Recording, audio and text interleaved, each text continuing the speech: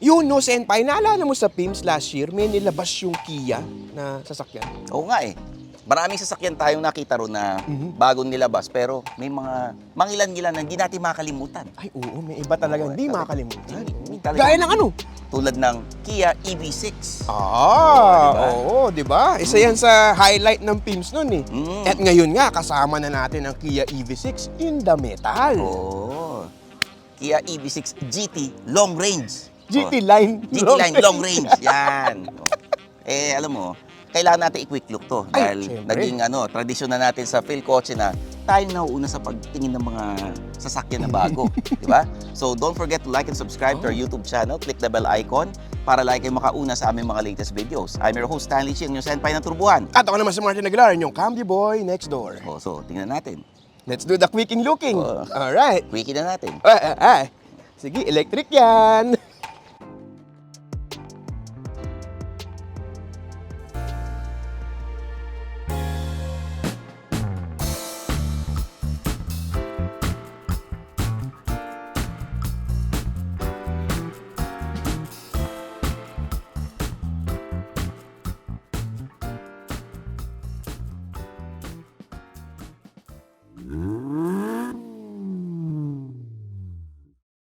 Kotse ba?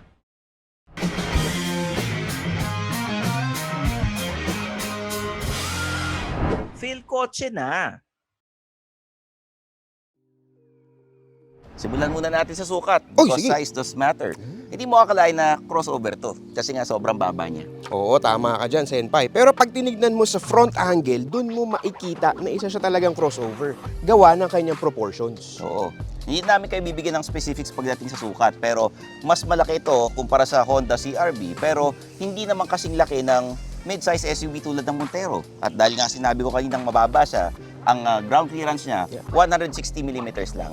Oo, tama ka dyan, Senpai. Tsaka yung kanyang wheelbase, mahaba for its size di ba? Which is at 2,900mm.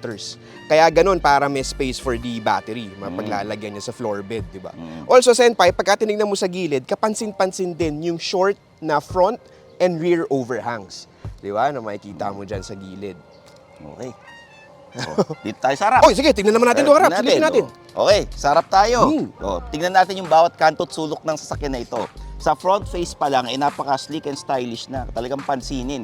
And yung headlights niya, reminds me of yung sa The Dark Knight, yung man cave niya. Ayan, Yan. Oo nga, ganda ng mata mo doon, Senpai, Siyempre, di ba? oo. Pero ako naman, Senpai, na-appreciate ko din na parang may grill design pa rin siya dito. Kahit wala naman na siyang radiator kasi all electric na nga ito, di ba? Oh, alam mo, tawag dyan ni Kia? Ano?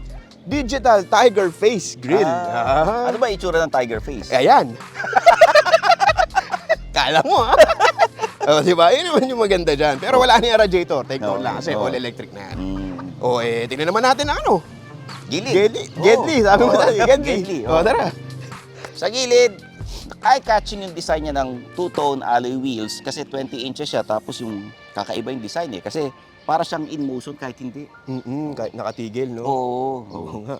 Tsaka alam mo, Senpai, na-appreciate ko rin dito yung design detail sa baba, Yan yung may glossy black. Kasi it sweeps up, pataas, It sweeps up, papunta na doon sa connecting doon sa tail light pattern sa likod. At huwag natin kakalimutan, yung flush door handles. Ay, oo. Bakit flush door handles? Bakit nga ba? Ito, Flash. parang sa CR. CR. Ganyan mo lang, di ba? Oo nga. Likod kaya? Yeah, tingnan natin. Yeah. Gusto ko yung yeah. yumayak Let's go to the backing. Oo. Ito, Senpai, dito tayo sa likod ng EV6, no? Kung yung sa harap, para pa rin conventional car, dito sa likod, very modern na yung kanyang appeal. Modern nga and futuristic. Tsaka ang ganda ng tail light pattern, no? Mula dito, tatawid hanggang sa kabila, diba? Tapos ito yung kanyang signal lights, no? So, paano kaya yung bato ng ilaw, Senpai? Pabuksan naman yung hazard. Sige. Ayan. Tingnan natin. Ayan. Tingnan mo, Senpai. Buo pa din, no? Ang laki. Di ba? Ewan ko pa naman kung di makita ng nasa likod mo saan ka pupuntang direksyon, di ba? Tapos ito pa, Senpai, no? May mga pattern dito na parang diamond. Oo. Di ba? Ano yan common yan sa mga Kia models na mga bago. Gaya no sa Carnival na na-review natin, di ba? Sa C-Pillar, may ganyan. Di ba? So, tingnan natin yung trunk capacity. Ay, sige. Oo. Sige. Natin. Mukhang favorite mo rin ata yan. yan. Power, tailgate. Power, Power. tailgate. Power. Oo, kita nyo na. Gustong-gusto ni Senpai. Mukha Oh. namang maluwag dito. Kasya ang sabihin natin, 4 na mid-size na maleta. Pwede, Oo, oo. di ba? Ito yung charger. Charger, ayan yun, oh. Oh, yan. Na pang sinasaksak doon sa cable Oo, charger. oo. Sa dito rin sa loob, yung home charger na inaano ni Kia, sinasabi. Ito yung 7 kilowatt na charger. Kita nyo naman, parang laptop charger na Oo. pinalaki, di ba? Yes. Sinasaksak yan sa bahay na 220. Kailangan kung magsasaksak kayo niya sa bahay, yung parang saksakan sa aircon. Oo, para mas Diba? maganda yung amperyahe na takbo. Oo, Tagalog upo na ka dyan. Tagalog, Oo. amperya. Hindi ko lang alam kung tama yung Tagalog ko. Yan, oo. Oo. Maluwag, Kasyang-kasya ka na naman, ah. So, may tunaw pa. Oo. Oo, yan. Yan, oo. Maluwag. Oh, sige. Okay. Sarap ko daw, Senpai. Ayan, oh. Mabagal eh. O, tara. Pero hindi lang dito may lagayan, Senpai. Meron din sa harap. Sara muna natin. Okay. Liga. Papakita ko sa iyo. Mm. Siyempre, bubuksan muna natin yung hood, di ba? Oh, teka lang. Ah, bakit? Parang may nakalimutan tayo eh. Oo nga pala. Oo. Buti naalala mo, Senpai. Kita mo to sa baba? Mm. Yan, yung accent na yan. Oh. Yan yung reverse light. Ah. Puti yan. Ha? Ano sinisilip mo? Pare, asan yung tambucho? Sa bucho. Andyan lang yun, sa ilalim. Hanapin Wala mo. Andyan lang. Wala eh. Alright, Oh. Senpai. Ano yung papakita mo sa akin Oo, dyan? yan. Hindi Oo. lang kasi sa likod may lagayan tong EB6. Mm. Teka. Buksan lang natin yung hood. Yan. Yes, Senpai. Tara. Oh, sige. Come here. Dito. Yan. Teka lang, ha. Yan, para sure. Yun, oh. Mm. O, di ba? Wala na tong engine, di ba? Kasi nga, all electric to. Di yan engine. Oh, ano Ang yan? tawag dyan, Frank. Dapat nasa likod dyan, Frank eh. Frank? Ba yun yung tawag sa likod? Frank? Frank? Oo. Saan yung gamit mo? Nasa Frank. Well, in a way, tama ka. Kasi wordplay yung Frank ng front trunk. Oh, ayan, no. Pwede ka maglagay ng tire mobility kit kasi walang reserve or spare tire itong EV6. So, dyan mo lalagay yun. Tapos kung may iba ka pang gamit na gusto itago, pwede mo lagay dyan. Kaya Frank, kasi nga, it's a wordplay of front trunk. Akala ko, Akala ko niloloko mo lang ako. Hindi. Oo. Pag pinagsama mo, Frank, Ah, parang yung pen pineapple, apple pen. Wow, bata ng reference ko. talaga. Alam na ng mga kaedara. akala ko ginojoke mo ko eh. Hindi, Para hindi. sabihin mo, it's a Frank. Hindi. Hindi. Pero it's a Frank. It's a Frank. Oo. O yan, di ba? Sige. Sige, sarap na. Mahina yung kape eh, no? O, di ba? Oh. EB. So, clamshell hood. Hindi yan, Frank. EB yan. EB Frank. Tara, loob.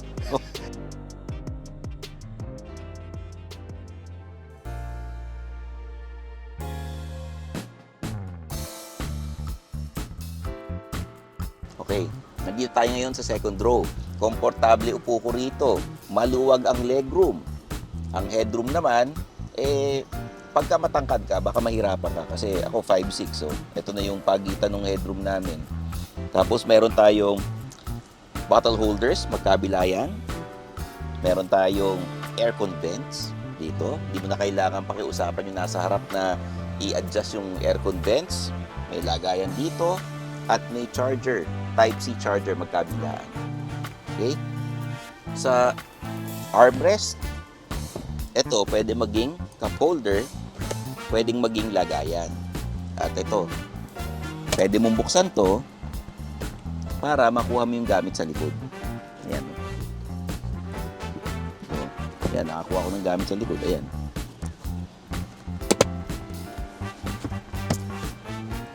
And of course, gusto ko lang ipaalala sa inyo or gusto ko lang pansinin itong upuan natin na vegan leather siya. Okay? Malambot, komportable. May ilaw rin dito at yung sunroof natin sa harap lang, hindi aabot dito. Ito Martin, pwede mo i-adjust ng upuan mo na Patras, pare, patras. patras mo rito para tingnan natin pag sagad na for the legroom. Yan. Yan, sa ganito, pare. Sagad na to maluwag pa rin. Okay pa ba? Oo, maluwag pa rin Balik ko na sa normal, pare. Balik Normal ko sa driving normal. position ko. Sana ganyan ako katangkad, pero hindi. ako, Tito Martin. Kumusta naman tayo dyan sa harap? Okay, dito na tayo sa front interior ng Kia EV6. Kung mapapansin nyo, it has a dark interior theme. Tapos yung kanyang dashboard layout, filled with texture, no? Hindi lang siya basta straight dashboard, and that gives a modern appeal dito sa sasakyan na ito. Tapos ito, yung steering wheel natin, naka 2-spoke na layout siya, which again, medyo kakaiba compared sa mga conventional steering wheels na makikita nyo sa mga mainstream na kotse dito sa ating market. Tapos sa maganda pa nito, may paddle shifter siya. Pero yung paddle shifters na to, adjustment mo yun para sa braking feel or sa regenerative braking feel. O, di ba? Ayan. Tapos pagpunta mo pa sa harap, meron tong 12.3-inch digital gauge cluster na katabi lang yung kanyang another 12.3-inch infotainment touchscreen with Apple CarPlay and Android Auto. So pag tinignan mo siya dito, ayan, no, para siyang isang design, isang housing. Ang tawag dyan ni Kia is a panoramic curve design. Kasi yun nga, parang ano siya, seamlessly na isang piece pero magkahiwalay yung cluster. So, yun yung effect naman na nabibigay nun sa'yo. Tsaka maganda nun, parang naka-wrap within the driver's vision. So, kung ikaw yung driver, madali mo makikita yung nasa harap mo, hindi sa digital gauge cluster, pati dun sa infotainment system. Sa pagbaba natin dito, ito rin, meron tong ambient lighting na makikita nyo dito, no? Na ito, na pinili namin color is purple. Kasi yun yung pinakapansinin pagka umaga. Imagine nyo na lang pagka gabi kung ano yung effect na mabibigay niyan. And you can choose different colors naman dito. You can access that one dito sa infotainment touchscreen. So pagdating natin dito sa aircon controls, kung mapapansin nyo, touchscreen na siya, no? Touch operation siya. Wala siya ng tactile buttons. Pero okay din naman kasi kitang-kita ko as a driver na nandito. Ang medyo struggle ko lang is wala masyadong makakapa. So baka sa una, medyo magkaroon ka ng learning curve para masanay ka kung saan mo idudot-dot or saan mo ipipindot yung kamay mo to adjust the fan speed. Tapos ito rin, no, meron siyang dual zone automatic climate control. So pwede ma-adjust si driver temperature differently do sa ni passenger. Tapos isa pang cool feature dito sa kanyang touchscreen aircon controls is ito. Meron tong parang arrow upward, so parang tinuping eroplano. Kapag ka pinindot niyo yan, there's one more, magpapalit yung interface nung touchscreen dito. Kanina kasi, di ba, naka-aircon controls. Balik ko lang, ha. Ayan, di ba? Pag pinindot nyo to, magiging ganyan. Ang function na yan is that it's a touchscreen buttons for the infotainment system para pwede mong dito mo pindutin, iibahin. Ayun, gaya nung nangyari kanina. Pero touchscreen pa rin naman yun. So, added feature lang naman. Balik natin sa climate. Ayan. Pagbaba nyo doon, meron tayong dalawang USB ports. Isa type A, yung normal na USB port for Apple CarPlay and Android Auto. Hindi siya naka-wireless. Tapos yung katabi nun, type C. So, future-proof ang EV na to. Well, ito na nga yung future di ba? Tapos, yan, no? Ito pa isang maganda dito, Senpai. Papansin nyo yung center console. Bukas, oh. It's a floating type. Floating type yung kanyang center console. Ang nabibigay nun, extra cargo or storage space for you na pwede mong paglagyan dito. Tsaka for me, it's a distinctive appeal nung sasakyan na ito kasi nakakadagdag ng pagka-modern appeal itong floating design ng center console, di ba? Tapos yun, knob type for the gear change. Di mo ma-access yan. Tapos may button dito for the parking camera. Yan, may 360-degree view din ito. Tapos ito, parking assist. Tapos may auto hold feature na rin dito. Pero take note lang, pag pinindot mo yan, walang ilaw dito. Doon lang lalabas sa digital gauge cluster mo na naka-auto hold ka. So, baka hindi mo mapansin. Andun siya. Yan, para naka-off na. And then, pagdating sa seats, meron tong leather seats with suede accents. Kung makikita nyo, ayan, no? Medyo suede yan. Tapos ang leather nandito sa gilid. Which for me is good kasi kung leather to lahat, medyo umiinit minsan sa Enpay, di ba? Masakit sa inyong salumpwet.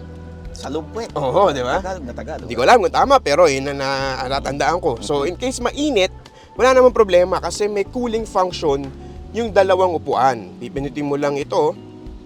Depending on the level, yan, medyo magkakaroon siya ng air circulation para makatulong sa iyong comfort, di ba?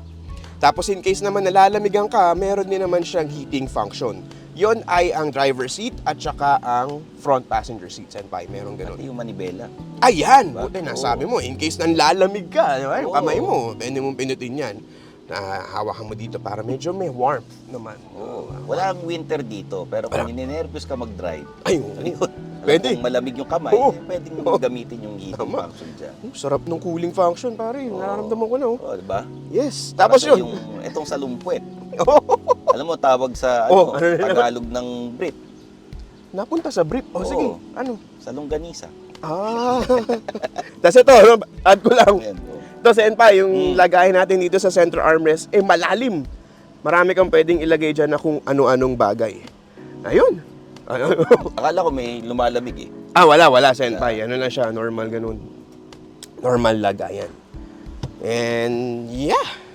Basically, yun ang front interior nitong Kia EV6. Ito pare, pag tinouch mo, iilaw. Ay, oo, galing Yan. mo. Sana makita. Ayan, oh. Yan, Pagka pag touch tinouch ano mo, siya. iilaw. O, yan. O, patayin natin ulit, ah. Yan, Oo. patay natin. Yan. Yan. Ayun. Yung sunroof, dito lang. Ito yan. Oh, the controls Yan. for the sunroof. No, nalimutan pa ba ako? Ito, may different drive modes nga pala itong Kia EV6. Meron siyang Eco, Normal, and Sport. And then kada palit mo ng driving mode, magbabago rin yung interface or yung theme yung digital gauge cluster.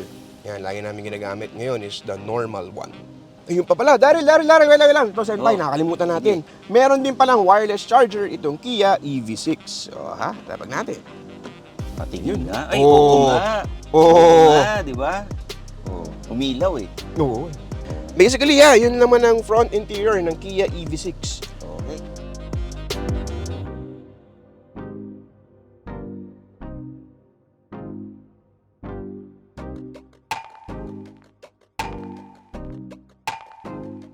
Tito Martin, Uy, Senpai-san. bagong lahat, kailangan yung importanteng tanong. Magkano ba to?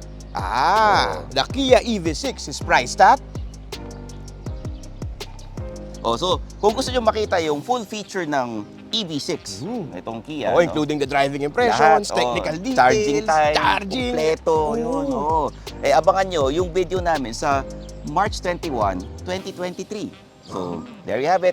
I'm your host, Stanley Chiang, yung Senpai ng Turbuhan. At ako naman si Martin Aguilar, ang inyong Cambio Boy next door.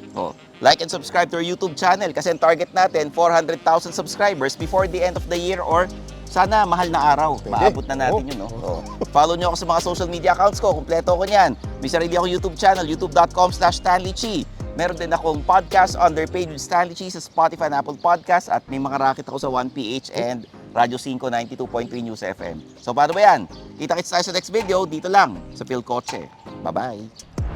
Thanks for watching! For the latest news, reviews, and anything you want to know about cars and car ownership, visit philcoche.com. Follow us on YouTube, Facebook, Instagram, and Spotify para hindi ka huli sa usapan. Tandaan, kotse ba? Philcoche na!